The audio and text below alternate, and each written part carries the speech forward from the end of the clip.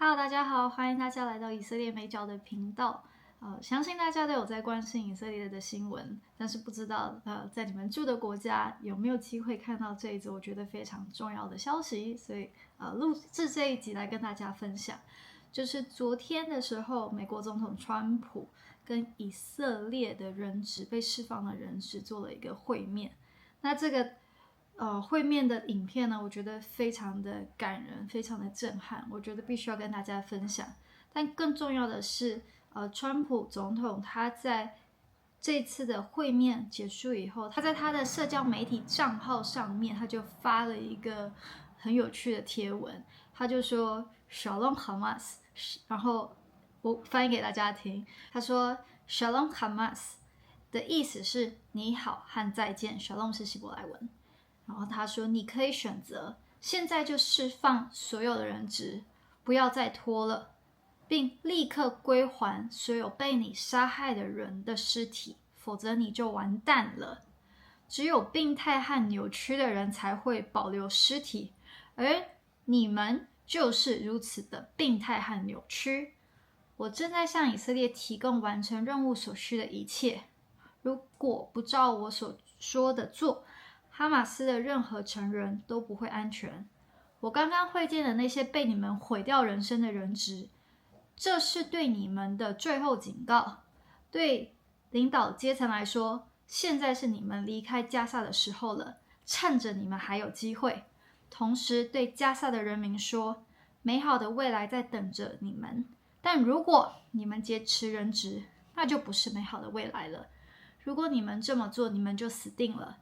做出明智的决定，立即释放人质，否则你们以后将付出惨痛的代价。那其实这也是事实，因为的确不是所有在加萨的人，他们都是哈马斯，但没有一个人他们愿意提供任何的消息，关于人质的消息给以色列或者是给美国。就即便是有奖金可以拿，他们也是不愿意去出卖他们的这个哈马斯，不愿意去冒任何的生命危险。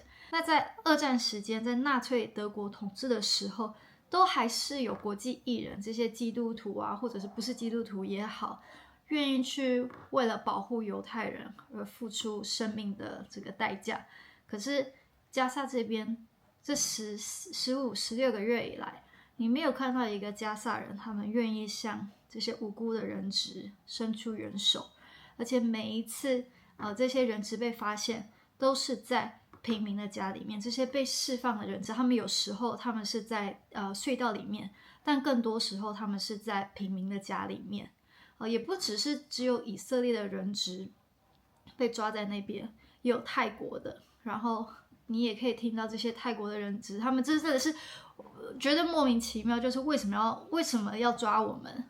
那这也只是证明哈马斯的邪恶。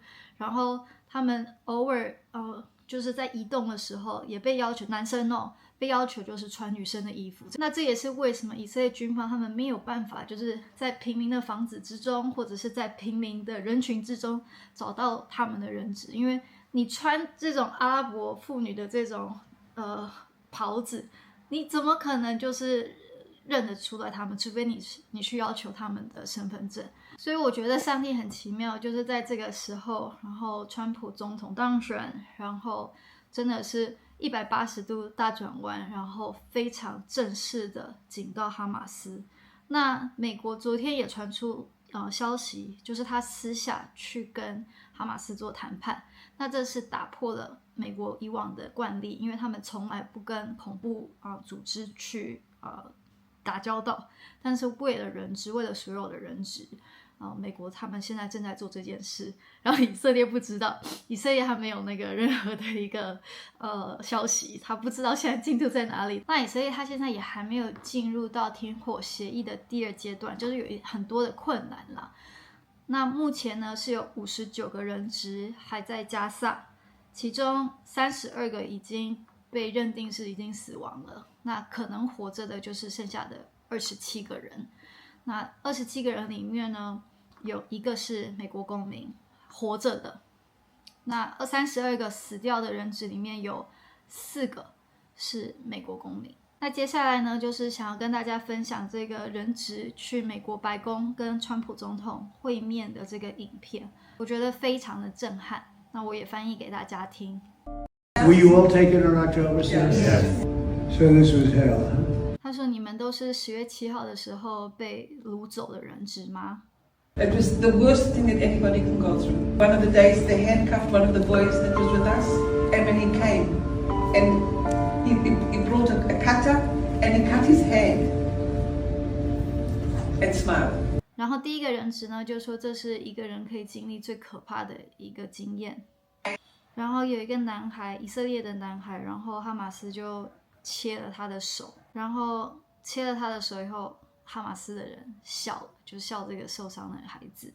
They used to eat in front of us while they starved us. 然后他们就是常常让他们挨饿的情况下，在这些人质的面前吃饭，吃给他们看。It's a miracle. That you're living. Yes. 那第二个人质呢，就是说我现在还活着就是一个奇迹。I was kidnapped on 7 October. My wife and my 2 daughters being murdered on the same day. 他说，在10月7号的时候，他的太太还有2个女儿被谋杀。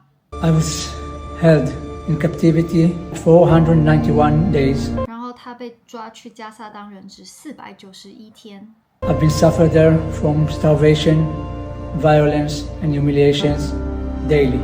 他在那边忍受饥饿，然后暴力，然后还有被羞辱。One time they broke in my ribs, and it was so hurt that I couldn't breathe for 1 month. 然后有一天，他们打断他的肋骨，他1整个月没有办法呼吸。Thanks to President Trump, I'm a free man. I can hug my mother again. I can hug my brothers and sisters. 然后感谢川普总统，让我还有机会可以抱我的妈妈，然后还有抱我的兄弟。I was moved 33 times, spent time in tunnels with no air to breathe. 然后第4个人质说，他在加萨被移动了33次，然后有时候是在隧道里面，根本没有空气可以呼吸。Barely food, hardly any water. Saw horrific torturing of hostages that I spent time with. 那他说，几乎是没有食物，几乎是没有水，然后他也亲眼看到了其他的人质被折磨、被虐待。And I am so grateful and thankful to be here because of President Trump and the administration's great efforts. 然后就是谢谢美国政府所做的一切。You know, they're all being released right now. We have so many hostages just waiting to be released.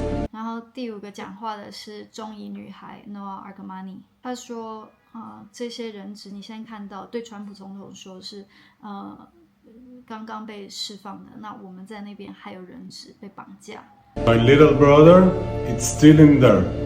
然后第6个人质他要说话，他说他的弟弟或哥哥还在那边。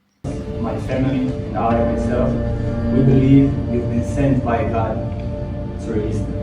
第7个人质说，我们相信你是神派来拯救我们的。We think they could get out thanks to you. 第8个人质，谢谢他，是那个以色列女士兵。 We are here because of you. We're alive, we're free people because of you. Thank you very much. Thank you very much. Thanks. Thank you so much. 然后他们全部的人质都跟川普总统说谢谢。 We want What a our story. I've friend. never had anything like this. I mean, I've saved a lot of people, but I've never seen anything like this where you lived under those conditions. Horrible stories. Not even believable. Thank you. We'll get them out. 然后他的回复是：我真的没有看过任何人像你们一样的遭遇，根本无法相信，无法相信是这样。